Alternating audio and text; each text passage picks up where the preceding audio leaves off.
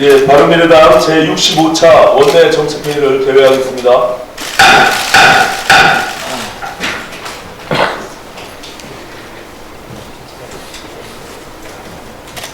청와대 고위층이 유재수 전 부산시 부시장에 대한 특별 감찰을 중단시켰다는 의혹에 대해 문재인 대통령의 직접 해명을 요구합니다.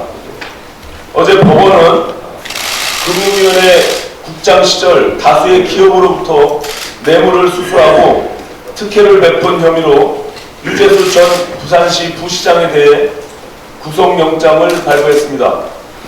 유재수 전 부시장은 노무현 정부의 청와대 행정관 출신으로 문재인 대통령을 비롯한 정권 실세들과 막역한 사위로 알려져 있습니다. 특히 이번에 구속영장이 발부된 뇌물수수 등의 혐의와 관련해서 청와대 특별감찰실이 이미 지난 2017년 12월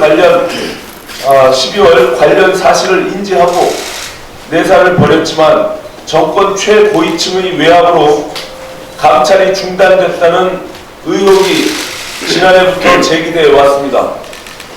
그리고 법원이 유재수 전 부시장에 대해 구속영장을 발부함으로써 이 같은 감찰 무마 의혹이 사실일 가능성이 매우 높아졌습니다. 비위의 당사자인 유재수 전 부시장은 감찰 중단 직후 국회 전문위원을 거쳐서 부산시 경제부시장으로 영전을 했습니다. 이것은 정권 실세에 개입 없이는 있을 수 없는 일입니다. 그리고 감찰 중단을 지시한 사람은 바로 조국 당시 민정수석이며 조국보다 윗선에서 감찰 중단을 결정했다는 증언이 속속 나오고 있습니다. 조국 당시 민정수석은 청와대에서 부통령 행세를 했습니다. 그런 조국 수석보다 윗선이라면 대통령 자신이 감찰 중단을 결정한 것인지, 대통령이 아니라면 대체 누가 왜 그런 결정을 내린 것인지 문재인 대통령이 국민 앞에 직접 밝히기 바랍니다. 청와대는 관련 사실을 폭로한 김태우 전 감찰실 수사관을 미꾸라지라며 비난했고 공무상 비밀누설 혐의로 고발한 바 이미 있습니다. 이 같은 행태는 박근혜 정부가 비선실세 의혹을 폭로한 박관천 경정을 문건 유출 혐의로 구속시킨 것과 전혀 다를 바 없는 행태입니다. 박근혜 정부는 바로 그 비선실세 때문에 무너졌다는 것을 문재인 대통령은 상기하기 바랍니다. 검찰에 또한 당부합니다. 부정비리를 저지른 유재수 전 부시장을 비호하고 감찰을 중단시킨 정권 최고위층이 누구인지 법과 원칙에 따른 철저한 수사로 한 점 의혹도 없이 밝혀내야 합니다. 아울러 청와대가 울산시장 선거에 개입했다는 하명수사 의혹에 대해서도 철저히 진상을 규명하기 바랍니다.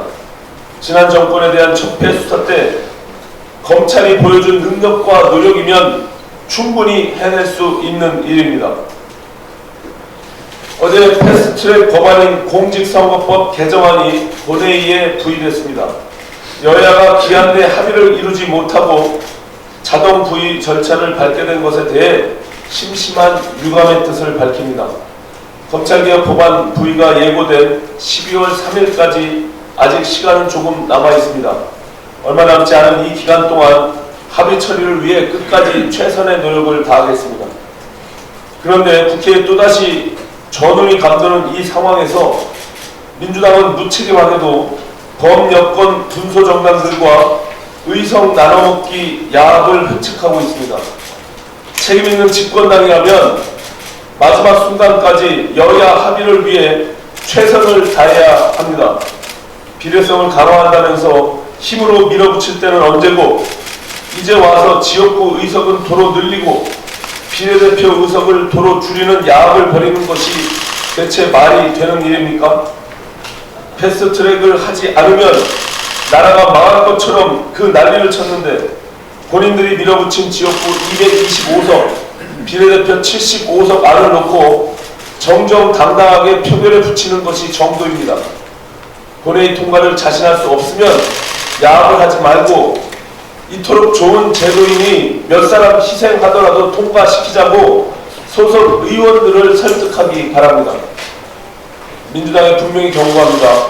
비례성을 강화한다면서 비례대표를 도로 줄이는 의석 나눠먹기 야합을 즉각 중단하지 않으면 20대 국회의 마지막 정기국회는 그 순간 올스톱이 될 것입니다.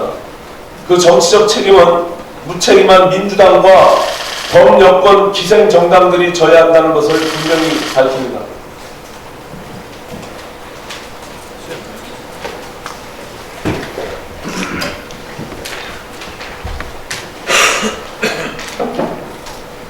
네, 김삼학 의원입니다. 정부가 어제 열린 국무회의에서 올해 일자리 안정자금 부족분 985억 원을 예비비로 충당하기로 결정했습니다. 정부가 예상한 일자리 안정자금 지원 대상자 수가 238만 명이었지만 329만 명으로 급격히 늘어나면서 2조 8,188억 원이나 편성한 올해 예산이 바닥났기 때문입니다. 그런데 2017년 12월 4일 예산안을 심사할 당시에 현금 직접 지원 방식의 일자리 안정자금 제도를 EITC, 즉 근로장려세제 확대, 사회보험료 지급 연계 등 간접 지원 방식으로 전환하는 계획을 국회에 보고하도록 할 것이라는 부대 의견을 달았습니다. 그러나 여기에 대해서 아직까지 진전이 없습니다. 세금으로 임금을 보조해주지 않으면 감당하지 못할 정도로 지난 2년간 최저임금을 29%나 올렸지만 그 결과는 민간부문 일자리가 줄고 실업급여와 일자리 안정자금 등으로 세출만 늘어나는 최악의 결과만 가져왔습니다. 내년, 내후년이 더 문제입니다. 정부는 일자리 안정자금 도입 당시에 소득주도 성장 결과가 나올 때까지 시장의 충격을 완화해주는 일시적인 지원책이라고 말을 했습니다. 그러나 소득주도 성장의 실패로 소상공인과 중소기업의 살림살이가 점점 악화되고 있는 상황에서 일자리 안정자금을 없애면 소상공인과 자영업자의 어려움이 가속될 것이고, 그렇다고 세금으로 임금을 보조해주는 밑빠진 독의 물붓기를 계속할 수도 없습니다. 상황이 이런데도 정부에는 아직까지 소득주도 성장의 실패, 특히 최저임금 인상으로 인한 민생경제에 고통을 가져온 것에 대해서는 책임지는 사람이 없습니다. 오히려 일자리 안정자금이 홍보가 잘 돼서 신청이 늘어났다고 자랑스러워하고 있습니다. 애초에 최저임금을 급격히 올리지 않았으면 소상공인과 중소기업의 어려움도 이렇게 크지 않았을 것이고 국민 혈세를 퍼부을 일도 없었을 것입니다.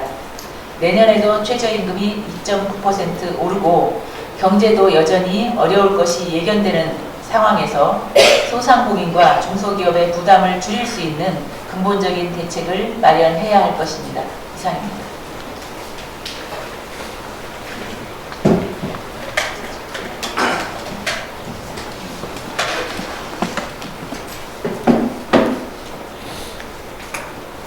요새 정말 말도 많고 논란도 많은 신용정보법에 대해서 뭔가 비난을 받고 있는 당사자가 한 말씀 드리겠습니다.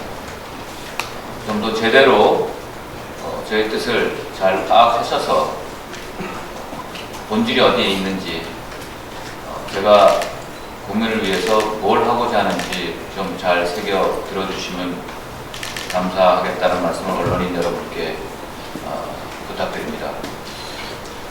작년 11월에 이 신용정보법이 발의가 됐습니다. 그러다가 거의 1년 가까이 지난 금년 10월 24일에 처음으로 정무위 법안소에 올라왔습니다. 그 사이에는 여러 가지 보훈처, 피후진, 처장 문제 등으로 정무위는 사행 절차를 겪어왔습니다. 금년 3월 25일 날 금융위와 국세청, 행안부, 고용노동부, 보건복지부 등 관계기관은 원활한 빅데이터 3법의 통과를 위해서 관계부처 회의를 하였습니다. 하지만 그 회의의 결과는 실명 정보를 동의 없이 제공하는 개정 조문은 철회되어야 한다라고 결정을 한 것입니다. 그래서 금융위는 그 쟁점 조항인 신용정보법 23조 1항의 개정안은 철회되어야 된다는 의사를 전달했습니다. 처음 열린 10월 24일 법안 소위에서 모 의원이 이의 제기로 인해서 재검토를 위원장이 지시하게 되었습니다. 그 이후 11월 1일 법안 소위에서 재검토를 지시한 그런 내용에 대해서 관계부처는 다시 협의를 하였습니다. 이날도 관계부처 대책회의에서는 법안 소위에서 재검토를 지시해서 상정하도록 그 내용, 해당 조항은 삭제되어야 한다는 것으로 합의해서 결정을 하였습니다. 그 이후에 제가 참석했던 11월 22일 법안 소위에서 정부 부처가 관계기관이 합의해서 결정한 삭제하기로 합의한 그 내용이 법조문에 다시 끼어들어와서 상정이 된 것입니다. 그 내용이 들어가면 국민 여러분의 실명 정보가 동의 없이 민간 회사로 넘어가는 것을 허용하게 되는 것입니다. 금융위는 당시에 제가 실명 정보를 어떻게 넘기냐고 했을 때 그거는 가명 정보라고 거짓 해명까지 하였습니다. 그래서 제가 문제를 삼았던 것이고요. 여러분께 말씀드리고 싶은 것은 가명 정보를 국민 동의를 받아야지만 쓸 수 있다라고 제가 요구하는 것이 아닙니다. 실명 정보, 이것은 반드시 국민 동의를 거쳐서 사용할 수 있게 되어야 된다는 말씀을 드리는 것이고요. 그래서 헌법에 나와 있는 국민의 정보 주권은 우리가 지켜드려야 한다는 그런 차원에서 말씀을 드린 것입니다. 저도 실리콘밸리에서 공부하고 일을 했던 사람으로 미래 데이터 산업에 대해서 누구보다도 많은 이해와 그렇기 때문에 신중하게 제대로 출발을 해야 모래성 위에 정말 집을 짓지 않는다.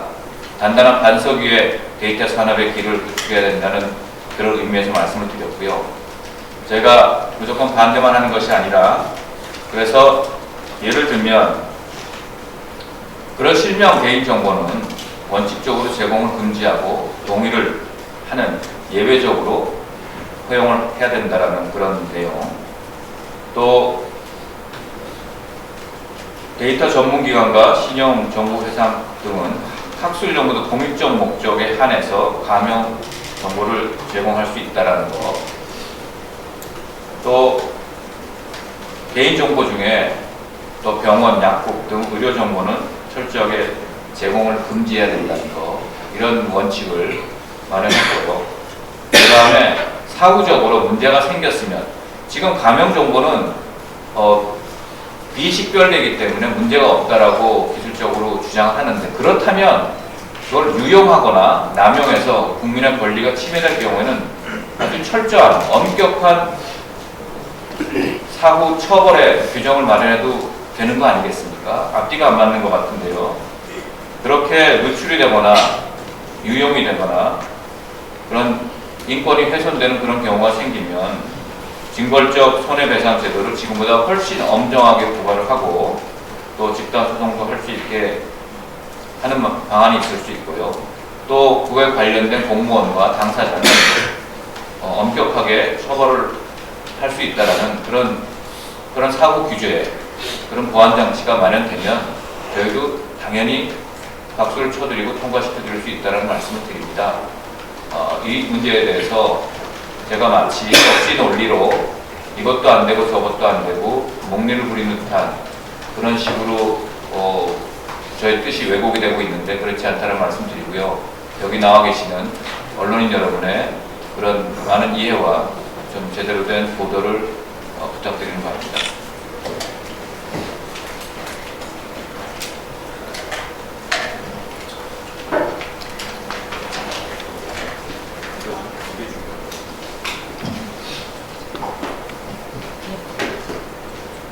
지난 국정감사에서 저는 우리나라 스마트폰 주요 3사의 공식 AS 수리 점수를 비교하면서 대표적인 소비자 불만 중 하나인 AS 강화를 제조사와 정부에 촉구한 바 있습니다. 국회 입법조사처가 조사한 9월 기준 전국의 제조 3사 공식 수리 점수는 삼성전자가 178개, LG전자가 168개, 애플은 88개였습니다. LG전자보다 점유율이 높은 애플이 운영하는 공식 수리 점수가 절반 정도에 불과할 정도라 우리나라 소비자에 대한 애플의 AS는 좀 더 강화될 필요가 있다고 지적한 바 있습니다. 이런 상황에서 애플의 위탁을 받은 서비스 센터가 무상 수리 고객에게 유상 수리로 수리비를 챙기고 전산상에는 무상 수리를 한 것처럼 기록했다는 언론 보도가 있었습니다. 경찰이 해당 범행 건수와 피해액이 얼마인지 애플 본사의 관련 업무 책임자도 조사할 방침인 것으로 알고 있습니다. 심각한 것은 지난 2013년에 애플이 자체 검사를 통해서 이미 이러한 부정행위를 적발한 바 있었지만 단 한 번도 대외적으로 그 내용을 공표한 바 없어서 소비자에 대한 사과도 피해 보상도 전혀 이루어지지 않은 데 있습니다. 애플은 고객을 기만하는 기업이 결국 외면당할 것이라는 엄연한 진리를 외면하지 말고 수사에 협조해야 할 것입니다. 또한 경찰과 과기부 등 관계기관에서는 이번 애플의 AS 고객 기만 의혹에 대해서 철저한 수사는 물론 피해 고객에 대한 보상이 제대로 이루어질 수 있도록 조치해 주시기를 바랍니다. 이상입니다. 이동석 본회의원입니다. 조희연 교육감의 학원 유료 휴무제 도입 관련해서 말씀드리겠습니다. 요즘 인터넷에는 던질까 말까라고 하는 동의가 엄청난 인기를 끌고 있습니다. 최근 우리나라 교육 정책에도 던질까 말까 일단 던지고 보자는 식의 교육 정책이 남발하고 있습니다. 얼마 전 발표된 교육부 자사고 특목고 폐지방침에 이어서 최근에는 서울의 조희연 교육감이 학원 유료 휴무제 도입을 들고 나왔습니다. 우리 학생들이 과도한 학습과 극심한 입시 경쟁에 내몰리지 않도록 1월만이라도 학원 교수를 제한하자는 것이 제도 골자입니다. 물론 취지 자체는 적극 공감합니다. 우리 학생들이 OECD 국가에서 가장 운동을 하지 않아서 체력이 최하위로 평가되고 있는 건 사실입니다. 그러나 문제는 조희연 교육감이 거창하게 선언한 이 제도에 대해서 충분한 연구와 고민이 없었다는 것입니다. 실제로 서울시 교육청도 구체적인 정책 추진 방법과 법리적 실현 가능성에 대한 연구가 마무리되지 않아 판단이 불가능하다는 이유로 학원 유료 휴무제 도입 결정 자체를 내년으로 미루겠다고 밝힌 바도 있습니다. 게다가 이 제도를 도입하기 위해서는 학원법을 개정하거나 서울시에서 조례를 따로 제정해야 하죠. 학원법은 국회를 통과해야 되기 때문에 진통을 겪을 것입니다. 조례 제정 교육감의 권한이지만 그마저도 조례로 학원 휴강일을 정할 수 없다는 법 제출 요건에서이 나왔기 때문입니다. 즉 실현 가능성이 낮다는 말입니다. 그럼에도 불구하고 왜 들고 나왔냐고 물어보면 답은 정해져 있습니다. 현 정권에서 반복되고 있는 정책 한탕주의 생각입니다. 그러나 다른 정책도 아니고 교육 정책입니다. 쉽게 바꿀 수도 없고 바꿔서도 안 되는 대한민국에서 가장 예민한 문제이자 갈등 유발을 내만이 바로 교육 정책이기 때문에 그렇습니다. 이러한 동안 사회적으로도 많은 갈등만 커지고 있는 실정입니다. 조희연 교육감은 즉각 말뿐인 학원 유료 휴무제 도입을 중단하십시오. 사회 갈등을 불러일으킨 것에 대해서 사죄도 하십시오. 제발 우리 아이들을 불모로 잡고 시험실에 쥐마냥 학부모와 아이들을 가지고 실험하는 일단 던지고 보내는 식의 교육 정책을 당장 중단하시기 바랍니다. 마지막으로 이와 같은 교육 정책을 방기하고 있는 교육부 역시 이 책임에서 자유롭게 논란을 알아야 할 것입니다. 이상입니다. 예, 고맙습니다. 비공개로 회의 진행하겠습니다. 협조해 주십시오.